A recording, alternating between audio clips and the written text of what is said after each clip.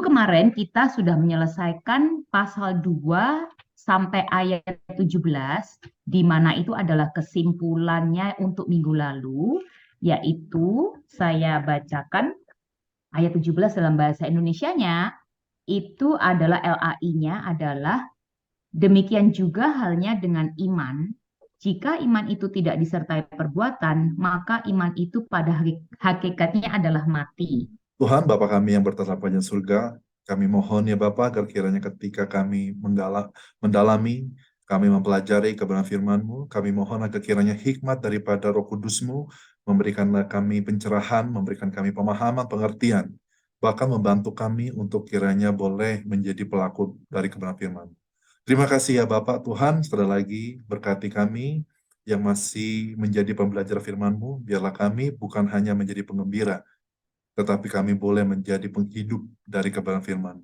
Berkati baik hamba-Mu yang akan menyampaikan, supaya kiranya firman disampaikan boleh dapat dipahami dengan jelas, dan hamba-Mu boleh menjadi alat untuk kemuliaan bagi nama-Mu saja ya Bapak. Terima kasih ya Bapak, ini doa kami. Kami siap belajar dan kami siap mendalami kekayaan firman-Mu ini ya Bapak. Hanya di dalam nama anak-Mu yang tunggal Tuhan Yesus Kristus, kami sudah berdoa dan mengucap syukur padamu. Amin. Terima kasih saudara sekalian yang sudah hadir dan juga bagi teman-teman dari kalangan FTII yang lain. Saya lihat ini sudah cukup banyak ya. Ada dari Kupang, terus berikutnya juga ada dari Medan. Jadi ya sekali lagi berterima kasih atas Bapak Ibu yang sudah hadir di sini. Dan saya juga berterima kasih, saya juga sempat terpikir ini luar biasa ya. Karena luar biasanya adalah karena ketika di YouTube, sebetulnya nih, kalau kita bicara dari segi komunikasi, YouTube, ini YouTube itu kalau misalnya kita memberikan YouTube bebas, lebih daripada 1 jam itu sebetulnya kurang efektif. Apalagi bersifat pengajaran, kurang efektif loh. Jadi sebetulnya pengajaran yang efektif itu kalau untuk kita publikasi ke YouTube itu biasanya cuma 30 menit. Tapi ini kita sampai 1 jam lebih, dan bahkan ada orang-orang yang masih mau belajar gitu loh. Datang, saya sempat mikir gitu, wah datang ini bukan khotbah loh masalahnya. Ini bukan khotbah, tapi ini belajar yang cukup berat, tapi yang datang itu di YouTube, belajar di YouTube itu cukup banyak. Bagi saya itu luar biasa sekali sih. Jadi bagi saya adalah, impian saya adalah Tuhan, di akhir zaman ini biarlah banyak orang yang datang kembali kepadamu, banyak orang yang rindu akan kedalaman dan keindahan firman-Mu, banyak orang yang mencari kebenaran firman. Itu aja sih kerinduan saya gitu. Jadi itu harapan dari saya sih, sebetulnya doa saya gitu untuk uh, kita semua begitu. Dan sekarang mungkin saya akan review sedikit ya. Saya akan review sedikit dari apa yang saya sudah sampaikan pada minggu lalu. Jadi intinya adalah minggu lalu ini cukup menarik yang disampaikan oleh si Yakobus. Yakobus pertama dia mengilustrasikan, ya kan, apabila ada orang yang miskin datang dengan baju yang kotor, ya kan. Ini masalah yang pertama adalah baju kotor.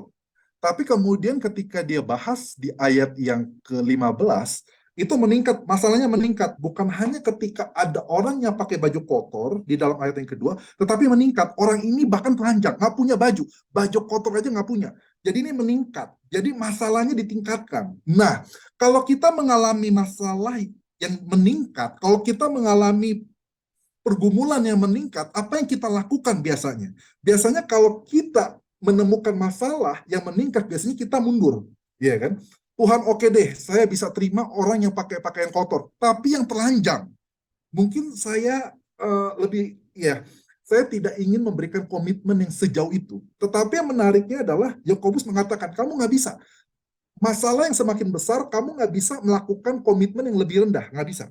Kamu, masalah yang lebih besar, komitmen kamu itu pun harus lebih besar. Masalah yang lebih besar, kamu itu juga harus diimbangi dengan kedisiplinan kamu yang lebih besar. Masalah yang lebih besar harus kamu imbangi dengan bagaimana kasih kamu kepada Tuhan dan sesama itu lebih besar. Jadi jangan masalah itu lebih besar, terus kasih kamu kepada Tuhan menurun, kasih kamu kepada manusia menurun, dan kasih kamu menjadi semakin dingin. Nggak bisa. Semakin besar tantangan kita untuk mengasihi orang, harus kita semakin berusaha lebih mengasihi orang itu. Nah, itu dia, jadi menarik ya, saudara sekalian. Itu di dalam teks kita. Bagaimana kita bisa melihat pemikiran dari Yakobus. Dia memberikan kita tantangan yang lebih besar, tapi bukan dia memberikan suatu tanggung jawab yang lebih kecil, enggak. Tantangan yang lebih besar, maka tanggung jawab kamu harus lebih besar. Nah, itu dia. Jadi kurang lebih seperti itu. Itu yang kita sudah bahas dari minggu lalu. Nah, sekarang kita masuk yuk. Ada beberapa hal.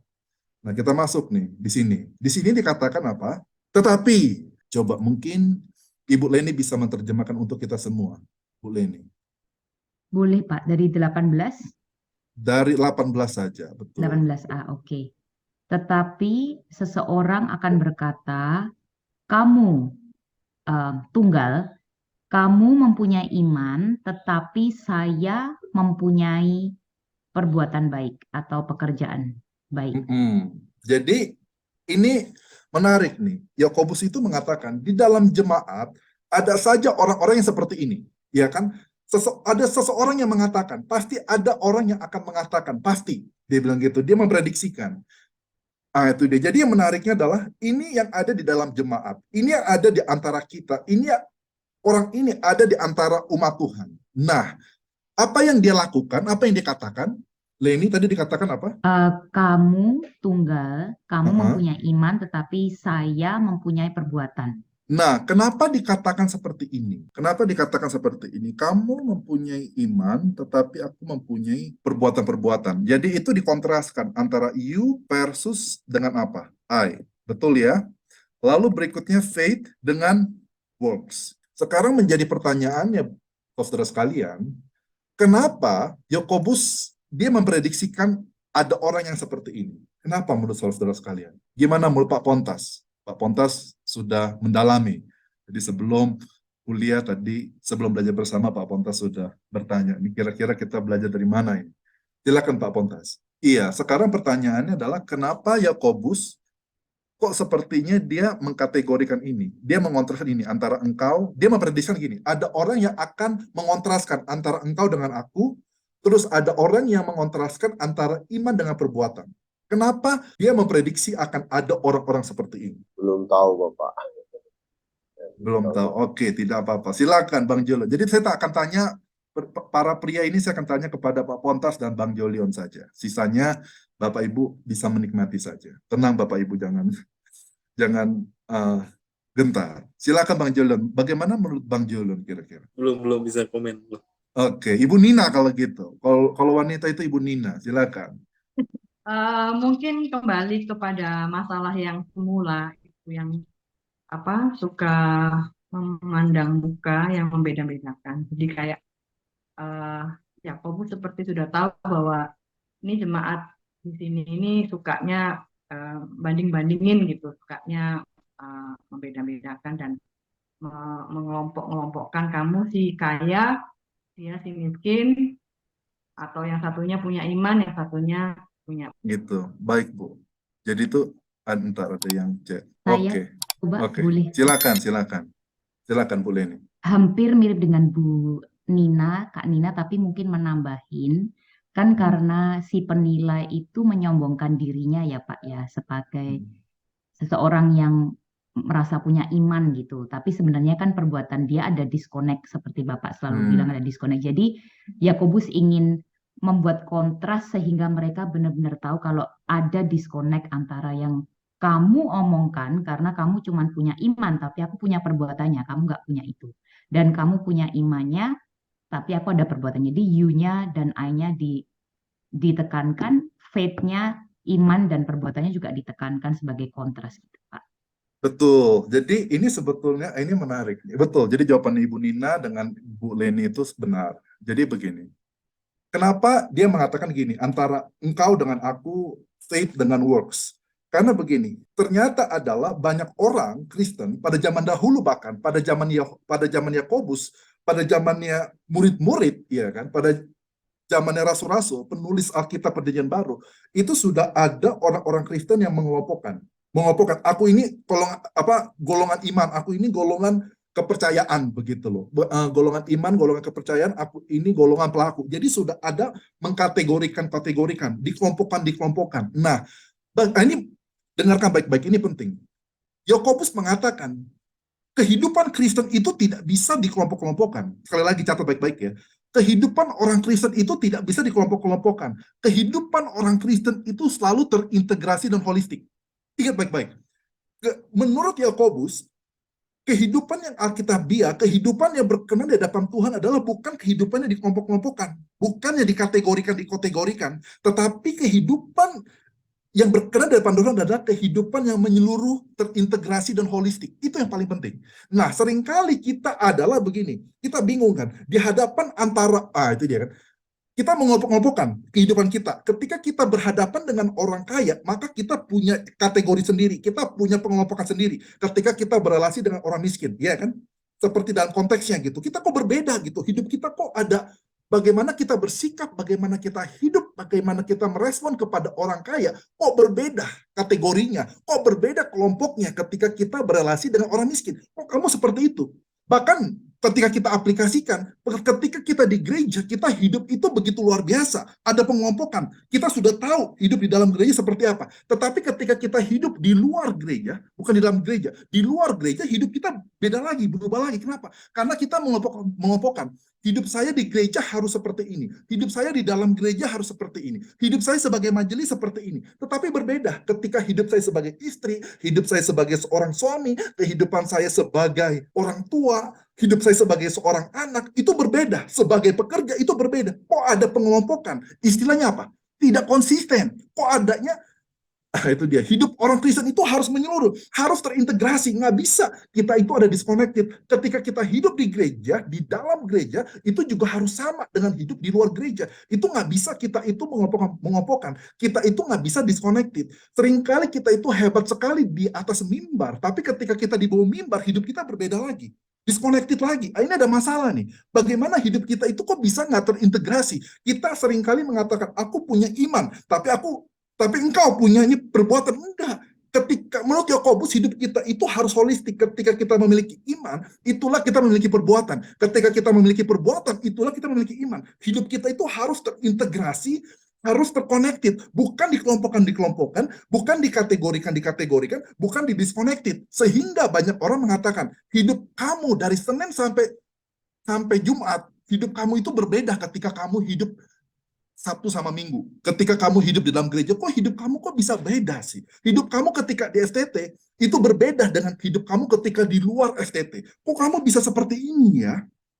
Bapak Ibu perhatikan tidak? Ternyata hidup disconnected ini, hidup yang bermuka dua ini, hidup yang menjadi artis dan aktor rohani ini, ya kan? Ini ternyata sudah ada gitu dari semenjak zamannya si Yakobus. Maka kita bingung kan? Ternyata ada hamba Tuhan yang begitu hebat, begitu besar, tetapi akhirnya kelihatan bahwa hamba Tuhan ini memiliki selingkuhan.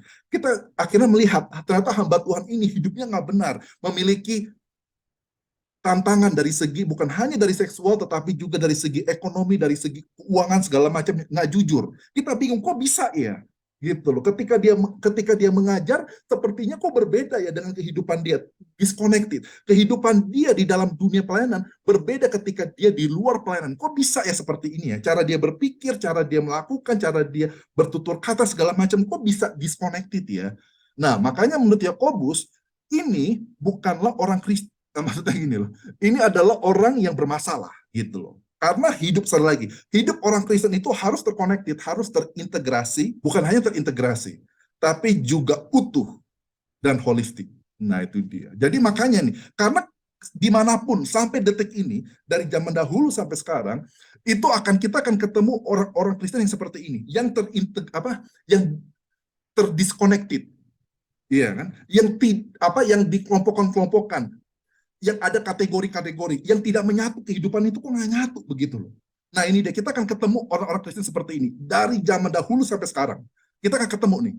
Nah saudara sekalian ntar tanya gitu kan, ini bagaimana nih ada orang-orang seperti ini? Ini akan ada selalu seperti ini. Hidupnya itu disconnected, nggak nyambung gitu. Selalu ada ketegangan gitu. Ya kan, antara iman dibedakan dengan perbuatan dibedakan dengan iman. Tapi sekali lagi, menurut Yakobus nggak bisa. Iman itu bekerja sama dengan perbuatan-perbuatan, dan perbuatan-perbuatan itu melengkapi iman dan sebagainya. Ini menjadi satu, terintegrasi bukan perbedaan. Gitu loh. Ini menjadi satu, bukan disconnected. Nah, Sampai sini Bapak Ibu ada pertanyaan. Karena sekali lagi akan ada orang-orang Kristen yang seperti ini. But someone will say. Terjemahan lain tuh ada yang mengatakan someone may say.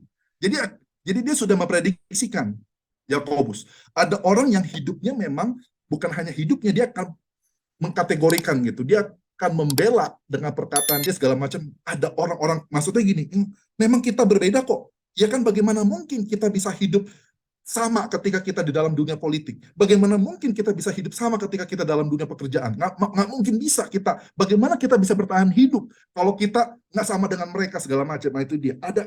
Itu dia. Pasti mereka. Ada orang seperti ini. Nggak bisa. Kamu itu terlalu naif. Iya kan? Apa yang kamu belajar di gereja, kamu ingin aplikasikan ke dalam dunia bisnis, itu kamu terlalu naif. Nah itu dia. Jadi ada disconnected itu loh. Iya kan? Dan orang-orang ini selalu argumentasinya, logikanya itu benar begitu. Mereka membela tentang pengelompokan ini, kategori-kategori. Jadi kita harus mempunyai double standard gitu loh. Ya kan, double standard. Jadi standar untuk pelayanan seperti ini, tapi standar non pelayanan seperti ini. Jadi berbeda gitu. Jadi berbeda karena apa? Karena disconnected. Gitu. Akan ada orang-orang yang akan selalu berkata seperti ini. Nggak bisa sama, nggak boleh sama gitu. Kita memang harus beda. Nah itu kan, dari dulu sampai sekarang ada kok. Makanya si Yakobus sudah bilang, hebat kan Yakobus sudah tahu akan ada orang yang mengatakan ini, gitu. Sudah ada. Sampai sini Bapak Ibu ada pertanyaan, tanggapan? Kalau nggak ada, nah kita masuk lagi ya. Kita masuk nih. Kita masuk ke perintah. Sekali lagi, perintah menurut Yakobus ini sangat penting. Perintah sekali lagi menurut Yakobus sangat penting. Bagaimana perintahnya Yakobus? Coba menurut ini Hartono, bantu saya menerjemahkan. Oke, 2:18b. 18b aja. Tunjukkan kepada saya imanmu tanpa perbuatan-perbuatan, tetapi saya akan menunjukkan kepadamu imanku dari perbuatan-perbuatan. Sepertinya maksud Pak Philip mau menerjemahkan itu ya, dari imanku dari perbuatan-perbuatan. Dengan perbuatan-perbuatan, maksudnya itu nanti bentar. Kayaknya dari Pak. Nanti saya akan jelaskan kenapa seperti itu. Nanti ini sebetulnya ada beberapa hal nih. Nah, jadi Yakobus itu nantang. Kamu sekarang ada membela kan? Membelanya apa? Disconnected. Ya kan, disconnected nih. Ya kan, disconnected. Ya kan, disconnected ini. Disconnected. Disconnected itu apa? Iman, ya kan? Tulisan saya jelek lagi. Iman tanpa, lalu berikutnya apa? Ada works, ya kan? Iman tanpa works, betul ya? Jadi iman tanpa works, iya kan? Iman tanpa works. Dia bilang, oke, kamu tunjukkan kepada aku iman tanpa works. Kamu tunjukkan kepada aku disconnected. Kamu tunjukkan kepada aku yang disintegrasi. Saya tunjukkan kepada kamu disconnected itu. Tunjukkan kepada aku yang disintegrasi itu. Tunjukkan kepadaku kategori-kategori itu. Tunjukkan kepada aku pengompokan-pengompokan itu. Tunjukkan kepada aku. Nah, ini menariknya. Apa yang dikatakan oleh Yakobus, tetapi ya kan, aku akan menunjukkan kepadamu, ya kan, aku menunjukkan engkau iman tanda kutip ini yang terintegrasi dengan perbuatan-perbuatan. Nah itu dia. Jadi Yakobus mengatakan, hey, kamu bisa. Jadi ketika, nah coba ya kita pikirkan baik-baik ya, ketika Yakobus itu menantang jemaat untuk tunjukkan iman yang terdisconnected dengan perbuatan-perbuatan. Menurut saudara, orang-orang ini bisa nunjukin apa tidak? Nggak bisa, Ibu Nina ya? Kenapa, Bu Nina? Menurut Ibu Nina nggak bisa? Ya, iman itu kan kayak nggak berbentuk ya, sesuatu yang abstrak gitu, yang dibilang iman itu yang kayak apa? Itu kan kita akan sulit kalau kita nggak punya media untuk menunjukkan iman. Iya, jadi sebetulnya betul. Jadi sebetulnya Yakobus mengatakan, nggak mungkin kamu bisa menunjukkan iman kamu tanpa perbuatan-perbuatan. Itu nggak mungkin. Itu nggak mungkin menurut dia itu. Itu nggak mungkin. Karena sekali lagi, iman dan perbuatan-perbuatan itu terintegrasi dengan baik. Itu terkonektif dengan baik. Mereka itu menjadi satu paket. Nggak bisa dipisahkan sama sekali. Nggak bisa. Dalam kehidupan orang Kristen itu menjadi utuh. Antara iman dengan perbuatan itu menjadi satu kesatuan yang utuh. Kamu nggak bisa pisah-pisahkan. Kamu nggak bisa potong-potong, kategorikan itu nggak bisa. Coba kamu aja tunjukin, bisa nggak kamu? Ya jawabannya apa? Nggak bisa gitu. Ya kan, nggak bisa sama sekali karena ini menjadi satu paket keutuhan. Jangan pisahkan. Nah, Yang menariknya adalah dikatakan, jadi iman yang terdisconnected itu nggak mungkin bisa kamu tunjukkan. Tetapi yang bisa ditunjukkan adalah iman yang terconnected. Nah ini dia. Sebetulnya ini ada pertanyaan. Menurut Bapak Jolion. Nah, ini menarik ya. Aku akan menunjukkan imanku. Apa terjemahannya, Leni? Terjemahan literalnya. Dari perbuatan-perbuatan. Nah, menarik ya. Ini kita bilang dasar. Oke? Betul ya? Dasarnya ini apa? Aku akan menunjukkan imanku dari apa, Leni? Perbuatan-perbuatan. Nah, jadi dasarnya itu apa? Iman atau Oh, perbuatan-perbuatan? dasarnya iman, Pak. Coba lihat baik-baik ini. Aku akan menunjukkan engkau Oh, imanku dari perbuatan-perbuatan. Iman dari perbuatan-perbuatan. Jadi perbuatan-perbuatan dulu apa iman dulu? iman Kalau iman kalau menurut dulu, di Pak. Yakobus, iman dulu gitu ya. Menurut Yakobus. Jadi Yakobus mengatakan, aku akan menunjukkan Maksudnya, engkau imanku dari perbuatan-perbuatan. Jadi dasarnya oh, itu perbuatan-perbuatan apa iman? Jadi yang menghasilkan itu iman atau perbuatan? Menurut Perbuatan, Yakobus ya. perbuatan. Nah, itu. Iman. Oke. Man. Nah, ini ada dua nih. Ini ada dua ini. Menurut Yakobus, sekali lagi ya, dasarnya itu sekarang pertanyaannya iman atau perbuatan-perbuatan. Iman, Pak. Dua-duanya. Ini ada tiga pandangan, ini seru sekali kita ini. Pertama ada yang bilang dasarnya iman, yang kedua ada dasarnya perbuatan, yang ketiga Ibu Nina cari aman, dua-duanya gitu kan. Nah, jadi sebetulnya iman yang menghasilkan perbuatan atau perbuatan yang menghasilkan iman menurut Yakobus. Menurut Yakobus loh. Aku akan menunjukkan engkau imanku dari perbuatan-perbuatan. Iman dari perbuatan-perbuatan. Imanku itu muncul dari perbuatan-perbuatan. Gitu. Jadi gimana coba menurut Berarti perbuatan-perbuatan dulu baru kelihatan imannya. gitu ya. Coba silakan Leni Hartono. Bagaimana? Gimana Ya. nih? Leni kayaknya bingung nih dengan teologinya Enggak, apa yang Leni sudah maksudnya dapat. tadi saya mau ngomong iman, tapi maksudnya imannya tadi Bapak bilang iman yang terkonektik dengan perbuatan. Jadi iman yang sejati dia pasti akan melahirkan perbuatan karena iman yang dari Kristus. Kalau ini kita ngambil teks lain ya Pak ya kan? Oke. Maksudnya Menurut Yakobus apa? Menurut Yakobus apa ini? Teksnya ini. I will show you my faith out of works. Nah, ya sekarang jadi begini, bedanya apa? Ini dia. Coba saya mau tanya dulu ya. Bedanya apa? My faith. Aduh, saya hapus dulu deh ini. Bentar ya. Faith out of works atau works out of faith. Nah, Yakobus ngomongnya apa? Coba Leni tenang dulu ya, tenang dulu. Kita lihat dulu ya. Jadi ini terjemahannya, oke, sini. Jadi terjemahan Yakobus adalah faith out of works atau works out of faith. Faith out of works. Jadi terjemahannya apa tuh Pak Setiawan? Kalau faith out of works, terjemahannya itu apa? Menunjukkan iman dari perbuatanku. Perbuatan-perbuatan itulah iman. Terus kalau yang kedua ini apa Pak? Works out of faith itu artinya apa Pak? Iman dari perbuatan-perbuatanku. Jadi dari perbuatan-perbuatanku bisa terlihat imanku. Oke, mungkin Leni Hartono dulu. Gimana Leni Hartono? Ini bahasa Inggrisnya gimana? Faith out of works, itu terjemahannya apa?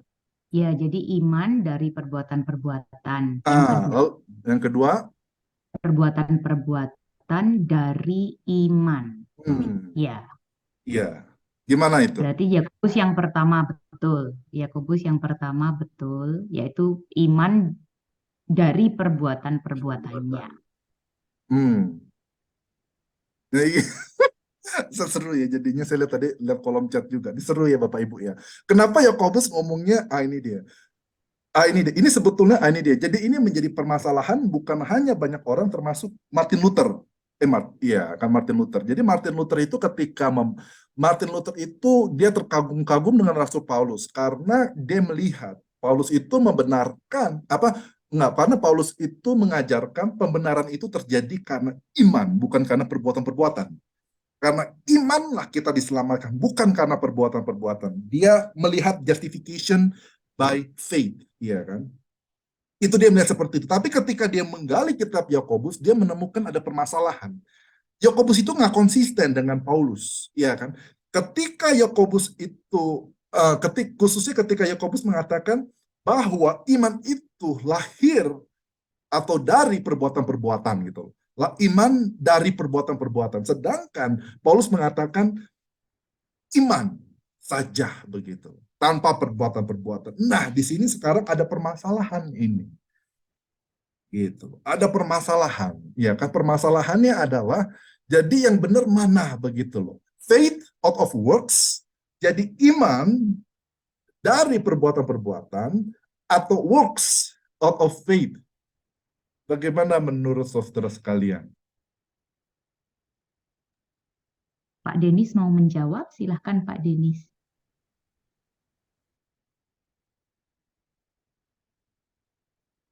Ya, Bu. Sebenarnya saya belum bisa menjawab sih, tapi saya hanya ingin bertanya. Jadi tadi itu saya tanya di kolom chat itu untuk bertanya. Karena Oke.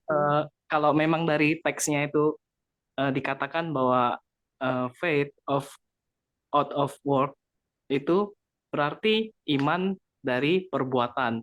Nah, kalau titik tolaknya perbuatan, nah yang ingin saya tanyakan itu begini. Mungkin nggak orang yang nggak punya iman Kristen itu berbuat lebih baik daripada kekristenan gitu? Bagus pertanyaannya, Pak. Itu tapi pertanyaan yang kedua. Setelah kita jawab ini dulu. Betul. Itu betul, Pak. Maksudnya pertanyaannya baik, Pak. Tapi setelah ini dulu nih. Bagaimana Bapak Ibu nih kira-kira ya? Mungkin silakan. Pak Jolion ingin memberikan tanggapan Pak Jolion. Iman out of work. Jadi apa yang kita lakukan, yang kita kerjakan, dasarnya adalah iman kita dalam Kristus. Jadi faith in Christ, iman dalam Kristus adalah gaya hidupku. Itu aja sih sebenarnya. Iman dalam Kristus ialah gaya hidupku. Oke, mungkin Pak Pontas. Bantu kami, Pak Pontas. Gimana nih, Yakobus kok bisa ngomong begini ya? My faith out of works. Bukan my works. Bukan perbuatan-perbuatan itu merupakan manifestasi dari imanku. Kenapa dia ngomong begitu ya?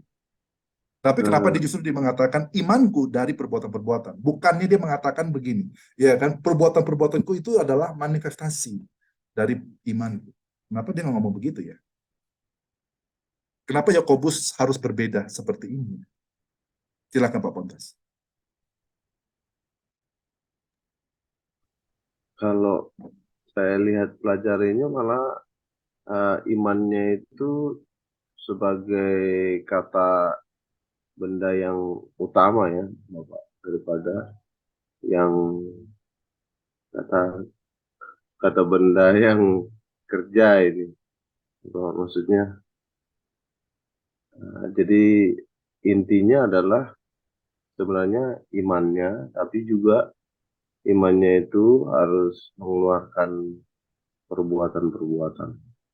Itu menurut saya, Pak. Iya kan, betul kan, iman harus mengeluarkan, ya harusnya dia bilang gini kan, iman yang, ini dia harusnya beginilah.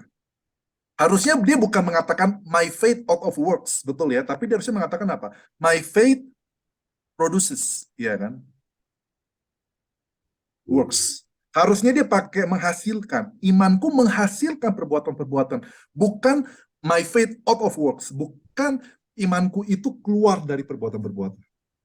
Iya kan? Harusnya kenapa dia nggak pakai kata produces atau menghasilkan? Gitu loh Bu Leni. Gimana yo? Coba lagi ya Pak.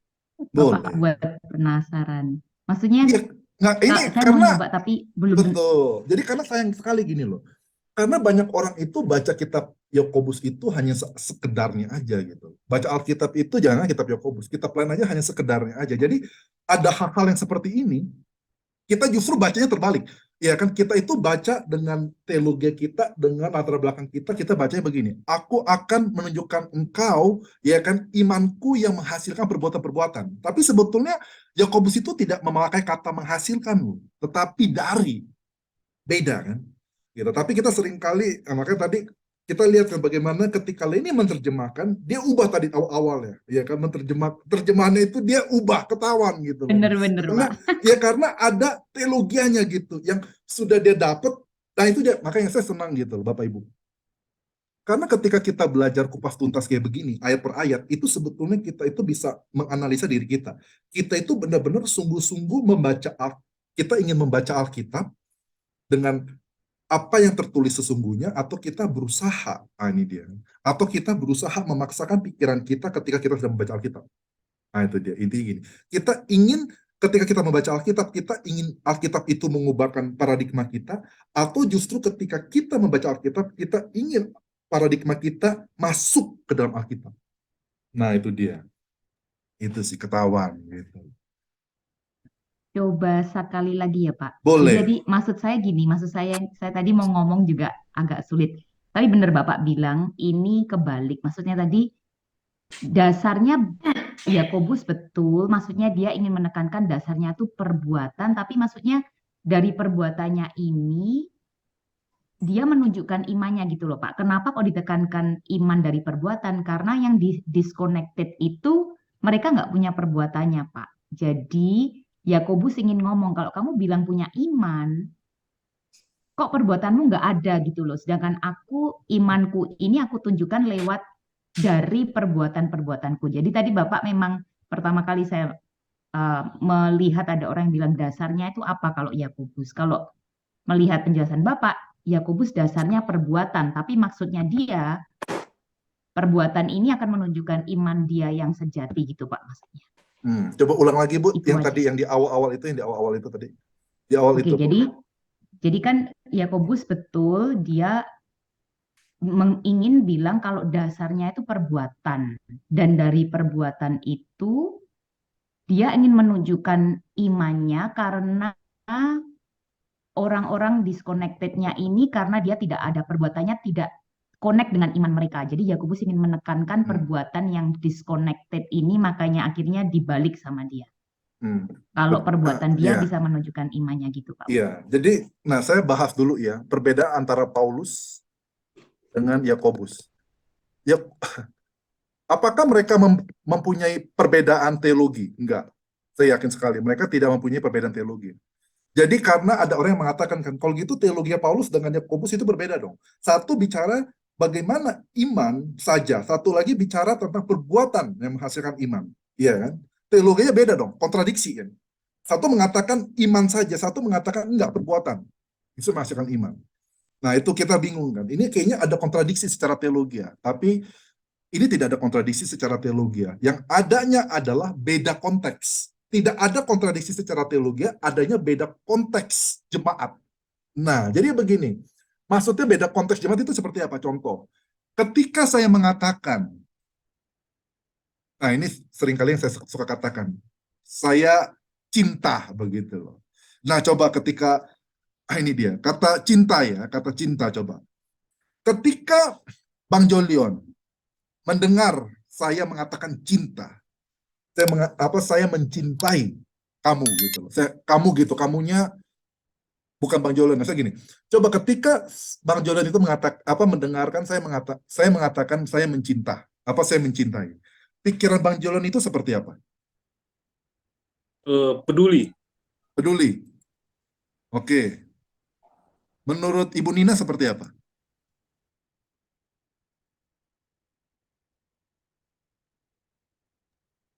Agak nggak paham sama pertanyaannya. Pertanyaannya. Jadi ketika Bu Nina mendengarkan saya mencintai, gitu loh. Itu Ibu Nina itu di dalam pikiran Bu Nina itu apa? Kata cinta.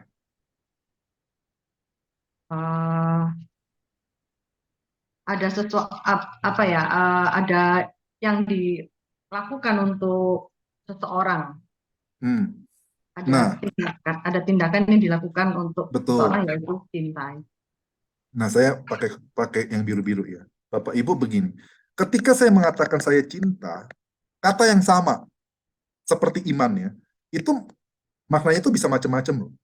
Bisa kata sebetul, saya peduli seperti seorang sahabat, saya peduli sebagai sahabat. Tapi saya juga mencintai itu apa? Benar-benar ini perasaan, ya kan? Misalnya antara pria, ya kan? Pria dengan wanita begitu loh, misalnya gitu kan. Gitu loh. Itu beda gitu loh. Ya, lalu berikutnya apa namanya seperti orang tua, ya kan? Orang tua. Seperti kita tahu kan, cinta itu, kasih itu kan ada 4 kata kan di dalam bahasa Yunani-nya gitu, ada 4. Jadi ini kasih kepada orang tua, ini kasih eros, kasih hawa nafsu, atau ini kasih persahabatan, atau kasih yang mengorbankan segalanya. Betul ya? Cinta, ada kata cinta, tapi permasalahannya konteksnya itu apa? Gitu loh. Jadi ketika saya mengatakan cinta, tapi saya konteksnya itu, ya kan? Konteksnya itu seperti apa gini? Apakah saya mencintai benar-benar mencintai pria dengan wanita gitu, dengan kasih sahabat atau dengan kasih lawan jenis gitu loh, nafsu begitu kan. Terus ketika saya mengatakan saya itu cinta, misalnya kepada laki-laki, apakah saya benar-benar cinta karena saya homoseksual, atau ketika saya mengatakan saya cinta, itu saya benar-benar peduli sebagai seorang sahabat. Perhatiin nggak? Konteksnya itu menentukan sekali, ini cintanya gimana. Nah, sekarang antara Yakobus dengan Paulus, Paulus dengan Yakobus, itu permasalahannya itu adalah bukan masalah kata imannya, tapi masalah letak kata iman itu dimunculkan. Karena kata iman itu berdasarkan dari konteksnya, itu bisa memberikan nuansa yang baru, termasuk kata cinta. Ketika kata cinta itu ditempatkan kepada konteks persahabatan, maka kita tahu itu adalah kasih persahabatan. Tapi ketika dimasukkan ke dalam lawan jenis, itu adalah kasih yang lawan jenis itu gitu loh. Jadi itu tergantung konteksnya. Dan di dalam Yakobus, nah ini dia. Di dalam Yakobus maksudnya ketika dia mengatakan iman, itu berbeda dengan dengan Paulus. Karena Paulus, ya kan, bisa dikatakan apa? Hampir musuh-musuhnya, konteksnya adalah musuh-musuhnya itu mengatakan apa? Hey, aku itu punya perbuatan. Yang penting adalah perbuatan. Yang penting ada perbuatan, betul ya? Makanya Paulus mengatakan, hey, orang itu dibenarkan bukan karena perbuatan-perbuatan dia, tetapi karena iman dia dibenarkan oleh Allah. Betul ya? Tapi ketika masuk ke dalam Yakobus musuhnya berbeda. Yakobus itu musuhnya itu bukan yang menyerang perbuatan-perbuatan. Aku punya perbuatan, tetapi justru kebalikan. Dari si Paulus. Yakobus musuhnya apa? Musuh-musuh Yakobus bilangnya apa? Aku punya iman. Iya kan? Aku punya iman, betul nggak? Maka dikatakan apabila engkau percaya, bagus gitu loh. Tapi masalahnya gini, aku pengen lihat perbuatanmu, karena itu sekali lagi jadi satu paket gitu loh. Jadi sebetulnya adalah ini sebetulnya kita tinggal lihat dari mana begitu, dari mana konteksnya. Bukan perbedaan teologi ya, tetapi perbedaan konteksnya gitu. Konteks di mana surat ini ditulis. Kalau sekali lagi, kalau Paulus itu konteksnya adalah banyak pengajar-pengajar, ya kan, orang Yahudi itu mengajarkan apa? Kita itu diselamatkan karena dari perbuatan, ketika kita taat kepada Taurat, ketika kita memperhatikan hukum-hukum Tuhan, ketika kita berpuasa, ketika kita memperhatikan sahabat, maka kita akan diselamatkan. Tetapi Paulus mengatakan enggak, bukan dari situ gitu loh, bukan dari situ. Enggak, kita diselamatkan hanya benar-benar itu dari iman saja, dari kasih karunia saja kita diselamatkan. Kontras ya, karena musuh-musuh itu membanggakan, ya kan? Membanggakan apa namanya? Perbuatan-perbuatan mereka. Tetapi musuh-musuhnya Yakobus bukan membanggakan perbuatan-perbuatan mereka, tapi mereka membanggakan apa? Aku punya iman, kita punya iman, kita punya iman. Akhirnya ditanya, kamu punya perbuatan enggak? Nah, jadi intinya,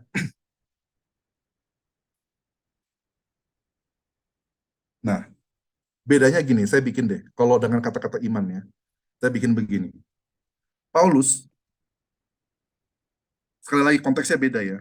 Iman itu sebagai dasar atau fondasi. Betul ya? Dari fondasi, dari keselamatan. Tapi kalau Yakobus,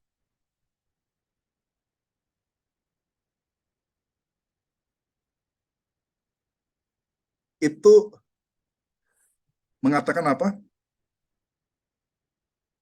Perbuatan-perbuatan itu bukan sebagai fondasi atau dasar dari keselamatan, bukan. Tetapi dia mengatakan apa? Sebagai legitimasi. sebagai legitimasi afirmasi iman kita. Karena itu terintegrasi satu kesatuan. Sama seperti tadi Ibu Nina katakan, bagaimana kamu bisa tahu kamu itu punya iman? Iman itu kan abstrak, tanda kutip ya. Semua orang bisa mengatakan aku orang beriman, kok aku orang beriman. Enggak, ketika kamu mengatakan itu, ini harus ada legitimasinya gitu. Kita bukan legitimasi, kita lihat legitimasinya, ada nggak kehidupan kamu, ada nggak perbuatan-perbuatan kamu yang melegitimasi iman kamu itu gitu. Jadi sekali lagi, ini bicaranya, Paulus itu bicara tentang dasar keselamatan, tapi ini bicara bukan dasar keselamatan, tapi kehidupan begitu. Lebih bicara kepada kehidupan, dan perbuatan itu bukan sebagai dasar, tapi sebagai legitimasi, sebagai konfirmasi. Jadi, itu dia. Sekali lagi, perbuatan itu sebagai legitimasi dan konfirmasi begitu daripada iman. Maka dikatakan apa? Oke, kamu itu kan musuh-musuh aku. Kamu mengatakan kamu punya iman. Nah, sekarang saya pengen lihat bagaimana konfirmasinya. Ayo kita konfirmasi yuk iman kamu. Itu dia. Itu bahasa saya ya. Ayo kita konfirmasi yuk iman kamu.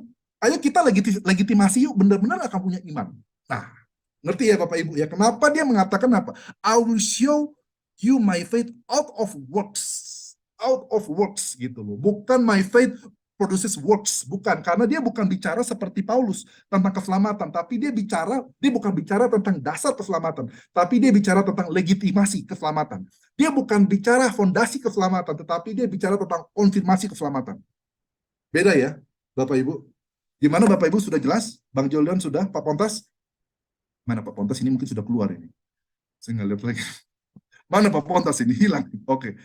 Halo Bapak. Shalom Bapak. Mana Bapak ini kok nggak? Oke Pak. Akhirnya kelihatan Pak. Sudah jelas Pak? Ya, jelas Pak. Iya. Nah, jadi itu. Jadi karena sekali lagi, ini kita, jadi itu beda situasi, beda latar belakang, beda musuhnya gitu. Iya kan? Situasinya ini satu bicara tentang fondasi keselamatan, satu bicara tentang legitimasi dan konfirmasi keselamatan. Begitu. Jadi disinilah kita sudah selesai kan begitu. Nah, oke, ada lagi pertanyaan.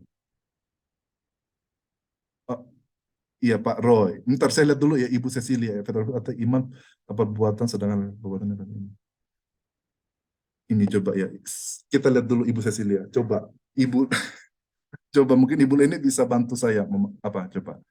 Iya, tadi Ibu saya mau Cecilia. mengklarifikasi. Sepertinya Ibu Cecilia bisa siap juga kalau saya tanya. Sepertinya Ibu Cecilia tadi salah mengartikan, kan faith out of works itu artinya bukan iman tanpa perbuatan. Out of di sini artinya dari ya Bu Cecilia, bukan tanpa. Tapi silahkan mengklarifikasi Bu Cecilia.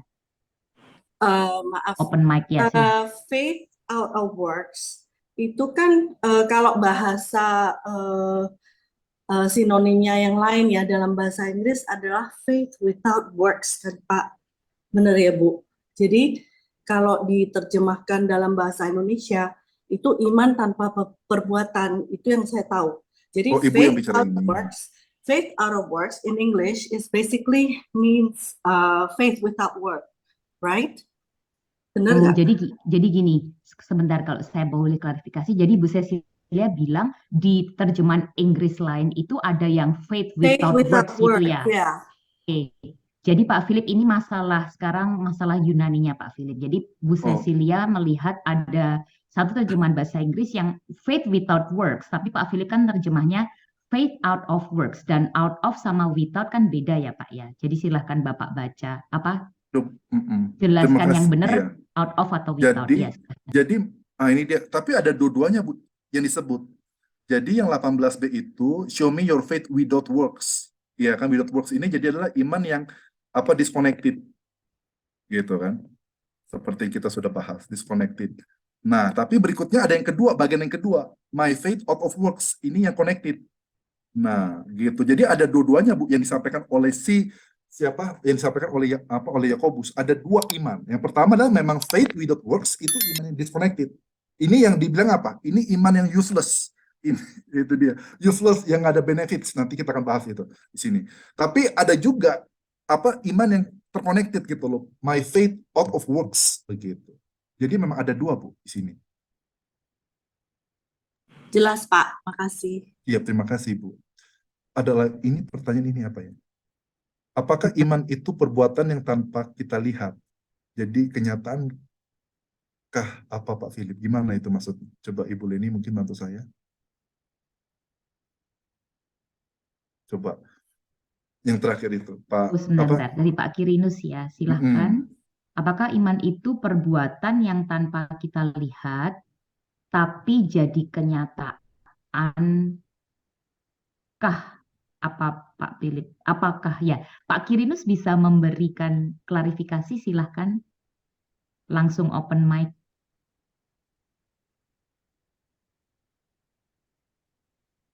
Oke, mungkin beliau belum siap. Nanti kalau Bapak siap, boleh Ya, langsung open mic. Ya, silahkan ya Pak. baik. Ya, shalom, selamat malam dari Papua. Wih, mantap Pak. Selamat malam Pak. Ya, selamat malam. Mohon maaf, Pak. Saya jadi bingung tentang iman yang tadi sampaikan Pak Philip itu. Banyak hal yang berbicara tentang iman, bagaimana reaksi daripada iman itu, kerja iman itu seperti apa. Makanya saya tanya tentang mengenai itu iman ketika kita itu atau bagaimana, itu menjadi pertanyaan saya supaya bisa mengerti iman punya reaksi atau iman punya kenyataan itu seperti apa supaya bisa gambar supaya saya bisa pahami begitu Pak. Terima kasih Pak. Jadi ini jawabannya Pak. Sekian kasih. Terima kasih Pak. Jadi ini Pak jawabannya Pak. Faith works faith. Jadi iman di sini adalah sebagai fondasi.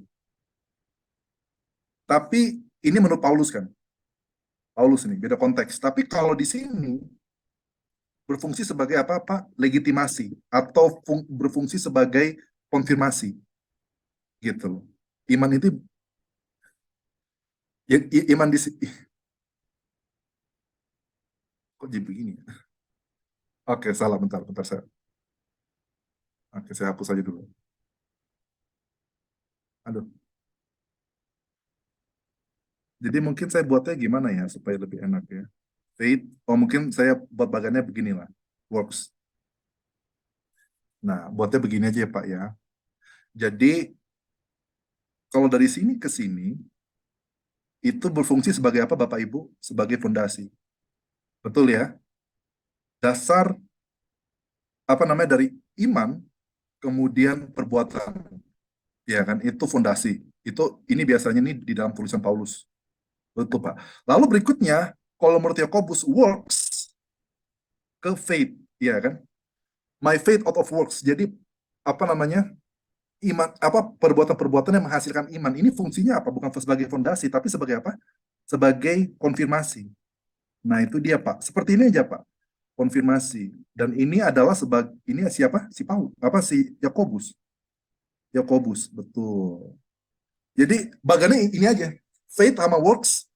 Dari faith ke bawah, itulah fondasi. Dari works ke atas juga, itu jadinya muter gitu loh. Ini muter, jadi kayak begini gitu, muter gitu, muter lagi, ya muter gitu.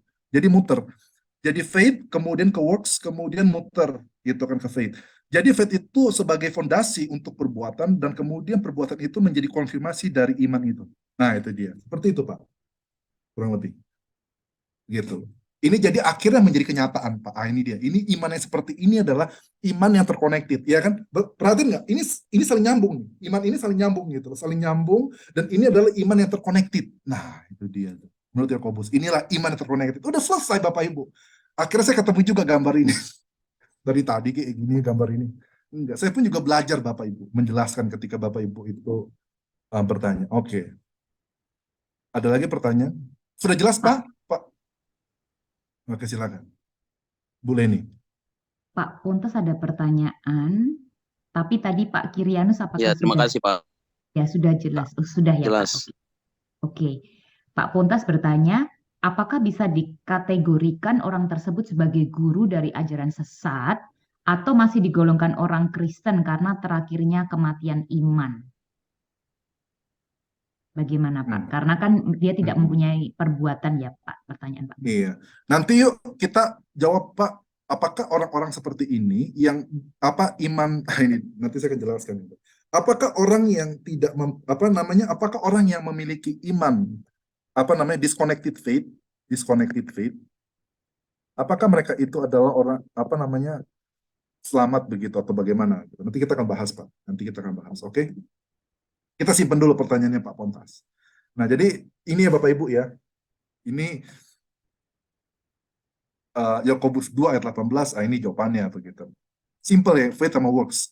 Ini kan connected ya, saling terhubung, saling terintegrasi gitu, terintegrasi. Iman sebagai fondasi yang menghasilkan perbuatan, tapi perbuatan ini kemudian akan menjadi konfirmasi dari iman yang kita miliki. Udah simpel aja seperti ini. Muter lagi. Ini saling bersinergi. Muter lagi. Gitu. Oke, kurang lebih seperti itu sih. Oke, ada pertanyaan? Ya, ini Apa? ada dua Oke. lagi. Oke. Yang pertama, Pak, apakah iman itu ada tingkatannya? Yang pertama, Ibu Cecilia lagi. Yang ada yang kedua, mungkin saya langsung bacakan, Bapak bisa nanti jawab. Yang kedua dari Pak Katawili, apakah orang yang melakukan perbuatan membuktikan dia beriman? Bagus itu dari Pak Katawili.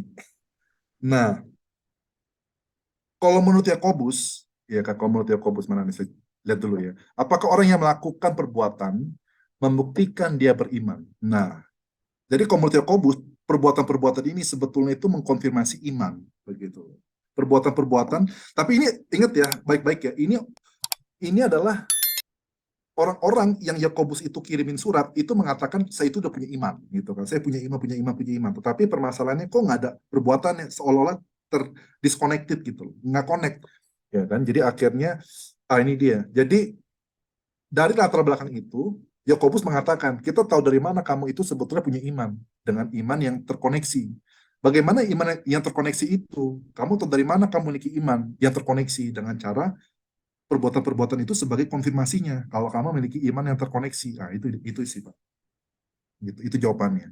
Nah, nanti kita akan bahas di sini dulu ya. Nah, mungkin kita akan bahas ini dulu ya. Jadi pertanyaannya Pak Pontas, pertanyaannya Bu Cecilia, kita bahas di sini Bapak Ibu ya. Ini bahas sedikit dulu ya. Nanti kita akan lanjutkan minggu depan nih. Coba Bu Leni coba terjemahin lagi. Baik. Kamu tunggal, kamu percaya bahwa Allah adalah satu dan kamu berbuat baik. Maksudnya bagus, hal itu bagus kalau kamu percaya pada Allah. Bahkan, iblis-iblis juga percaya dan gemetar. Setan-setan percaya dan gemetar. Tetapi, 20, tetapi apakah kamu bersedia untuk mengakui orang-orang yang bebal bahwa iman tanpa perbuatan adalah tidak berguna? Nah, jadi gini Pak Pontas ya, Pak Pontas, Bu Cecilia, perhatikan baik-baik nih. Ini sebetulnya itu ada 3 jenis iman. Nah, itu dia Bapak Ibu ya. Ada 3 jenis iman. Bapak Ibu catat ya. Ada 3 jenis iman. Catat ya. Ada 3 jenis iman. Oke? Gitu loh. Yang pertama adalah iman yang apa Bapak Ibu? Iman yang terconnected. Betul ya? Iman yang terconnected ini menurut Yakobus iman yang bermanfaat, iman yang menguntungkan, iman yang baik. Betul ya? Iman yang aktif. Nah, itu dia. Jadi gini Bapak Ibu. Menurut Yakobus, iman itu nggak pernah pasif, nggak mungkin. Gitu loh. Iman itu pasti aktif gitu loh. Dan aktifnya itu bisa kita lihat itu dari perbuatan-perbuatan. Jadi gini, iman itu nggak pernah pasif, tapi itu selalu aktif. Lalu berikutnya iman itu nggak pernah statis, tapi iman itu dinamis, begitu loh. Jadi iman itu nggak terdisconnected, tetapi iman itu terconnected. Itu menurut Yakobus. Jadi Bapak Ibu harus ingat ya, ini baik-baik, gitu loh. Yang pertama adalah iman connected. Lalu berikutnya yang kedua, iman apa Bapak Ibu? Tanda kutip ya, ini iman ya. Dikatakan iman siapa? Iman setan-setan. Setan-setan juga dikatakan apa, Bu? Setan-setan juga percaya, Bu. Gitu loh, juga percaya. Nah, lalu berikutnya yang terakhir ini iman apa? Ini iman terakhir nih, iman disconnected. Betul, Pak. Disconnected. Jadi ada 3 iman. Jadi iman yang connected, ada iman setan-setan, lalu berikutnya yang terakhir itu adalah iman disconnected. Nah, sekarang menurut Pak Pontas, mana Pak Pontas ini? Shalom, Pak. Iya, Pak. Ya, menurut Bapak, ketika Yakobus mengatakan, iya kan, setan-setan pun juga percaya. Nah, ada kata percaya, Pak. Setan-setan percaya, Pak. Amin, Pak. Bapak Iya. tertawa sekarang. Setan-setan pun tertawa. Nah, sekarang saya mau nanya, ketika setan-setan ini percaya, Pak. Nah, saya mau tanya, Pak, setan-setan ini diselamatkan nggak, Pak? Oh, jelas, Pak. Enggak. Nah, itu dia. Jadi jelas. Jadi Bapak Ibu tahu ya jawabannya ya. Jadi gini loh. Setan-setan itu pun percaya gitu loh. Yang menariknya apa? Yang menariknya si Yakobus mengatakan, lo kalau mau bilang percaya doang, setan-setan pun juga percaya kok. Tapi mereka nggak selamat. Iman mereka itu nggak ada keuntungannya, nggak ada benefitsnya. Itu nol. Nah, apalagi iman yang dikatakan apa? Yang disconnected. Nah, itu dia. Jadi nanti saya akan bahas ini lebih lanjut lagi nih minggu depan. Ini karena ini cukup dalam sih. Oke, jadi saya akan bahas ini minggu depan begitu. Jadi itu ada 3 jenis iman ya. Iman yang connected. Lalu jadi gini, iman yang connected adalah iman dengan perbuatan itu satu paket. Nah, lalu berikutnya ada yang kedua. Ini dia kan. Nah, ini dia. Jadi ini apa ya? Iman connected. Saya tulisnya di sini ya. Mana ini? Apa? Iman. Lalu berikutnya dengan perbuatan, betul ya? Betul, Bapak Ibu. Lalu berikutnya di sini iman, ini catat nih, iman connected itu maksudnya apa? Iman perbuatan. Lalu berikutnya iman setan-setan ini apa? Iman perasaan. Lalu berikutnya iman yang disconnected itu apa? Iman tok. Iman tok begitu loh. Jadi begini Bapak Ibu, Pak Pontas. Jadi menurut Yakobus, iman yang benar itu adalah iman dengan perbuatan itu satu paket, Pak. Lalu itu iman yang connected ya Pak ya. Lalu berikutnya Bu Cecil, itu kita ada bahas, bukan kita sih, Yakobus bahas itu ada iman setan-setan Bu. Jadi setan-setan pun itu ternyata percaya juga, tapi percaya itu menariknya apa? Dia percaya dan dia ketakutan Bapak Ibu. Dia ketakutan, dia gemetar Bapak Ibu, dia gemetar. Jadi ini ada iman perasaan. Jadi kebanyakan dari kita ini, enggak sih, saya nggak bilang dari, ya kebanyakan dari kita orang Kristen, ketika kita mendengarkan firman Tuhan, kita percaya dan kita gemeter. Kita takut akan penghakiman Tuhan, kita takut akan penghukuman Tuhan, kita takut akan murka Tuhan, kita takut betul. Kita khawatir, kita gemeter. Nah itu dia, ini seperti iman setan-setan. Iman terkoneksinya bukan dengan perbuatan, tapi terkoneksinya dengan apa Bapak Ibu? Perasaan saja gitu loh. Sekarang kan banyak sekali orang-orang Kristen perasaan, bukan orang-orang Kristen pelaku. Ya kan? Nah ini dia. Jadi kita punya sekali jemaat-jemaat ataupun hamba-hamba Tuhan sekalipun itu yang hamba-hamba Tuhan, jemaat-jemaat yang perasaan. Ikutnya karena perasaan, ikut Tuhan karena perasaan, percaya perasaan, tetapi tidak pernah perasaan itu, iman itu, teologi itu membawa kepada perubahan sikap, perubahan perilaku. Nah itu nggak pernah gitu loh. Ini nggak. Jadi ini dia. Kita mau bilang ini sebagai iman perbuatan atau iman perasaan. Nah sekarang itu dia. Betul Pak, Ibu Cecilia. Pak, iman setan-setan dan iman disconnected, apakah beda tipis Pak sifatnya? Nah ini Pak, Ibu maksud saya. Iman disconnected itu cuma dibilang apa? Iman tok, ya kan? Kamu percaya bahwa Tuhan adalah satu, engkau baik gitu. Tetapi apa menariknya, apa bedanya? Ibu Cecil, yang pertama engkau percaya, iblis sama iman disconnected sama-sama punya percaya kan? Iblis sama iman disconnected sama-sama percaya, tapi bedanya apa? Kalau iblis itu gemetar, ada perasaannya, ada berubah. Tetapi iman disconnected nggak ada percaya tuh, nggak ada perubahan perilaku, perbuatan, tidak ada perubahan perasaan. Jadi udah dengar firman Tuhan itu seperti apa, sudah mengetahui Allah itu seperti apa, sudah mengetahui siapa itu Yesus, tetapi hanya pengetahuan saja gitu. Perasaan aja ketika dengar aja tuh nggak ada perasaan kayak takut, nggak ada perasaan menyesal, nggak ada perasaan pengen bertobat, nggak ada perasaan-perasaan itu, nggak ada. Ini lebih parah, Bu. Jadi udah mati rasa, iman yang mati rasa. Jadi iman connected itu adalah iman perbuatan. Lalu berikutnya iman setan-setan ini adalah iman perasaan. Tapi kalau iman disconnected, ini maksudnya hanya iman tok. Iman tanpa perasaan, iman tanpa perbuatan, iman tanpa apapun. Jadi hanya, ini dia. Ada juga Bapak Ibu, hamba-hamba, ini dia. Ini mungkin saya akan tutup dengan cerita ini. Ini kisah nyata ini. Ini kisah nyata. Saya menemukan ini banyak sih ya. Ini malu sih, banyak sih. Tapi saya, ya ada cowok, ada cewek. Pria-pria dan wanita-wanita. Ini, saya bersyukur papa saya itu gembala sidang. Saya bersyukur papa saya itu pendeta. Jadi saya itu, dari masa kecil itu saya sudah terekspos. Jadi saya, itu dia, beda ya. Kalau misalnya ini dia. Kalau misalnya anaknya Ibu Vivi Fang itu ada yang ingin menjadi pengusaha, itu bagus. Karena dia bisa belajar pengalaman dari papa mamanya. Tapi kalau dia memulai, bidang yang baru, misalnya kayak anaknya Ibu Vivi ingin mengatakan, Pi, saya pengen menjadi hamba Tuhan. Itu berat. Maksudnya bukan berat gimana? Enggak. Itu harus belajarnya itu karena orang tuanya nggak ada gitu. Jadi saya sekali lagi, saya bersyukur papa saya itu, meskipun saya dulu kesel ya, kenapa sih papa harus pendeta? Kenapa papa nggak pengusaha aja, bikin malu gitu. Saya ngomong gitu dulu ke papa. Saya tahu sih, mungkin perasaan dia terluka banget ya. Jadi panggilan, hamba Tuhan itu panggilan, tetapi anaknya nggak suka begitu. Itu saya sih dulu. Jadi saya bersyukur, singkat cerita, papa saya itu hamba Tuhan. Kenapa? Karena itu saya bisa melihat ini semua seperti ini. Jadi yang disampaikan firman Tuhan itu saya alami. Contoh ya, ada 2 wanita ini, kakak adik.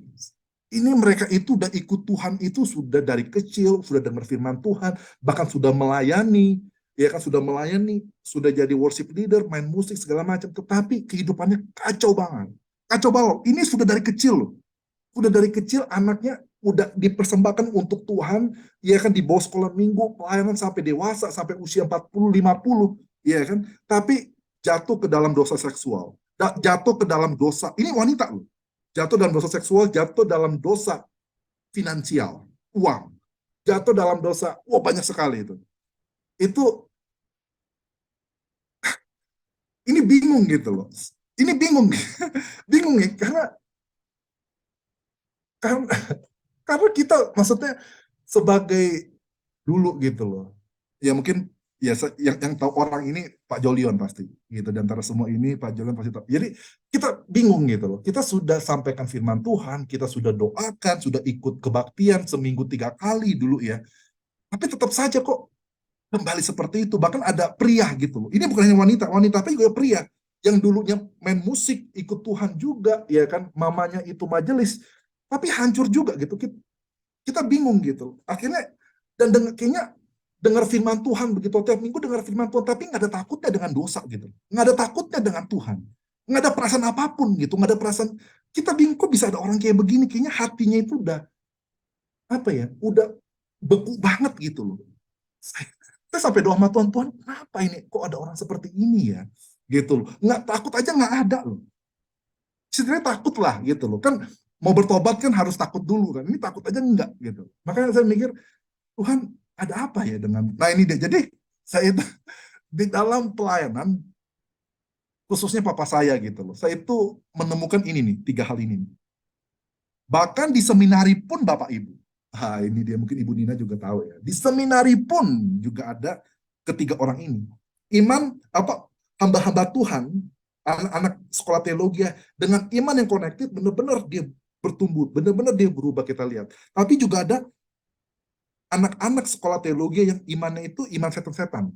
Tapi juga ada yang paling parah imannya disconnected. Kita sudah tegur seperti apapun, kita sudah kasih skorsing, kita sudah kasih SP, surat peringatan, surat berhenti dari mahasiswa, surat hukuman, tetap aja nggak berubah gitu, nggak ada takutnya. Dan kita bingung gitu, kita sampai, kok bis Tuhan, ini orang gereja loh, ini di STT loh, kok bisa, ini ada, ini yang bikin saya itu kadang jadi bingung. Kok bisa ada Tuhan seperti ini? Saya bingung gitu. Dan ini, tapi saya bersyukur Yakobus itu kasih tahu ketiga kategori ini. Sekali lagi, saya bersyukur Yakobus kasih tahu ketiga jenis iman ini. Gitu. Dulu saya pikir itu cuma satu begitu. Enggak, tapi Yakobus kasih tahu ini ada 3 jenis iman loh. Dan ini nyata ada di dalam kita sehari-hari begitu kan. Nah, itu dia. Jadi eh iya betul. Jadi kata Ibu Leni Hartono, berarti iman setan lebih baik daripada iman yang terdisconnected. Betul. Karena setidaknya dia ada perasaan gitu. Dia ketakutan. Iya kan? Tapi ketakutan dia, penyesalan dia tidak membawa kepada pertobatan. Ketakutan dia tidak membawa dia kepada perbuatan dia gitu. Enggak sih. Gitu. Nah, enggak. Jadi gini, Pak kata Welly, kalau setan-setan bukan hanya imannya, kalau setan-setan bukan saja hanya imannya dengan perasaan, gimana maksudnya? Maksudnya apa coba? Boleh nih coba. Mungkin maksud Pak Welly kalau Maksudnya, setan-setan itu, silahkan Bapak, ya silahkan Bapak langsung aja ya. maksudnya seperti yang Bapak jelaskan tadi bahwa Hmm. setan-setan itu hanya mempunyai iman yang dengan perasaan takut dan sebagainya. Misalkan misalkan setan itu melebihi iman itu dengan mengakui Yesus atau mengakui Allah itu sebagai ya memang bukan hanya dengan perasaan rasa takut, tapi memang betul-betul Dia percaya. bertobat, iya. Jadi kalau dia benar-benar dia percaya, dia bertobat, dia tidak akan Apakah dipanggil setan memungkinkan lagi. bahwa dia diselamatkan lagi kan gitu? Nah, itu masuk ke dalam ini. Intinya gini, kalau setan-setan itu benar-benar dia bertobat, dia ada perbuatannya, perilakunya, dia melayani Tuhan, nah itu dia nggak jadi setan lagi, tapi jadi malaikat, begitu. Tapi ya itu dia. Jadi, nah, tapi kan ternyatanya enggak kan, gitu loh. Dikatakan setan, ya itu nanti kita masuk ke dalam sistematika lah. Tapi intinya dikatakan enggak gitu loh. Maksudnya enggaknya kenapa? Kenapa nggak diselamatkan? Karena mereka iman perasaan saja, bukan iman perbuatan, gitu. Gitu Pak. Siapa? Ya, oke. Iya, Ibu Cecilia. iya. Bapak mau saya bacakan atau Ibu Cecil langsung bicara sendiri? Jadi Ibu Cecil bilang, saya masih bingung beda faith dan belief dalam hal setan ini. Faith kan trust ya Pak, kalau belief apa lebih condong ke tahu saja. Jadi, aduh gimana ya? Aduh saya bergumul ini. Bergumulnya bagus Ibu. Ibu pertanyaannya bagus. Saya kasih lihat nggak ya? Saya kasih lihat aja ya. Meskipun mungkin beberapa dari Bapak Ibu mungkin belum bisa tahu, tapi saya tunjukkan saja Bapak Ibu. Siap. Saya tunjukkan ya.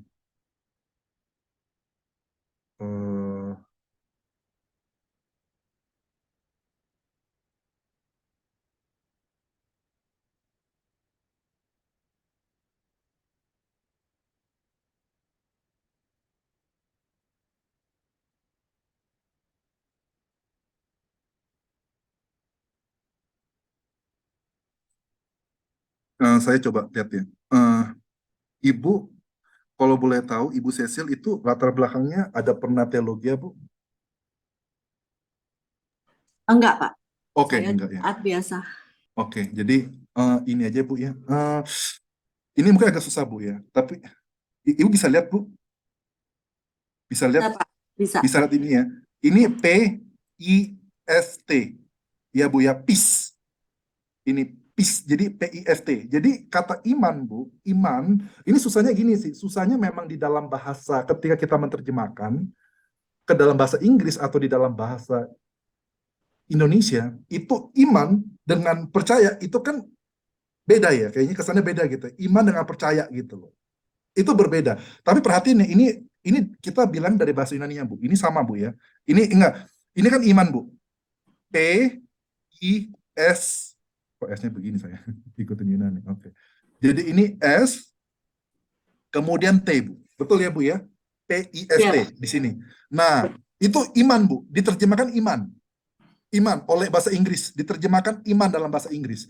Tapi kita lihat Bu, ketika kita masuk ke ayat 19 yang tadi Ibu tanya. Nah, Ibu perhatikan lagi di sini, ayat 19. Ibu perhatikan nggak Bu? Ada kata apa lagi Bu? T, I, S, T. Perhatikan nggak Bu? Sama Bu. Ini padahal belief Bu. Perhatiin nggak? Diterjemahkan belief.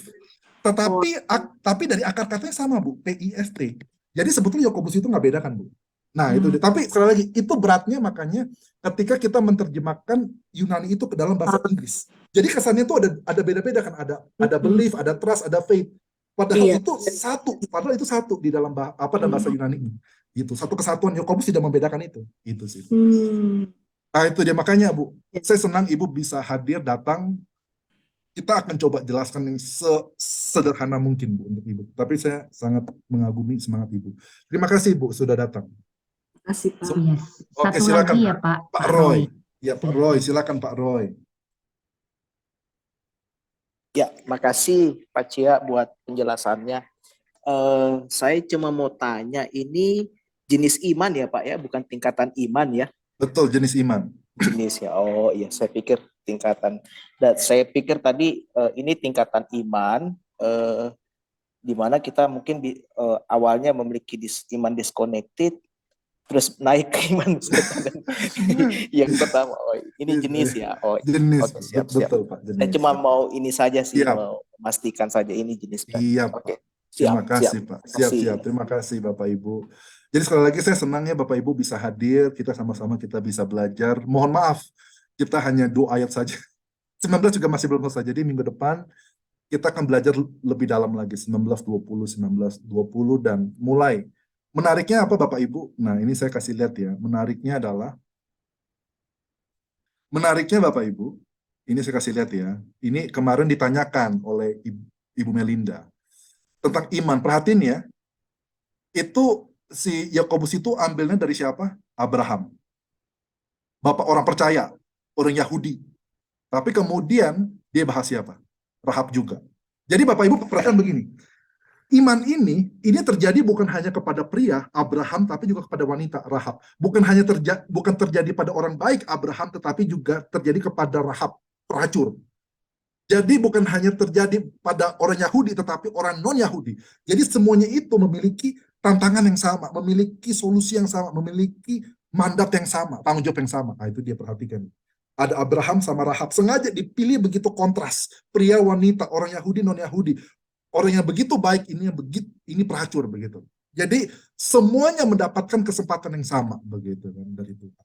Nah, itu dia. Saya senangnya itu Yakobus itu. Nanti kita akan bahas ini akan semakin hangat nanti. Tapi 19 masih belum selesai ya Bapak Ibu. Nanti kita akan bahas lebih lanjut 19-20. Oke, terima kasih Bapak Ibu.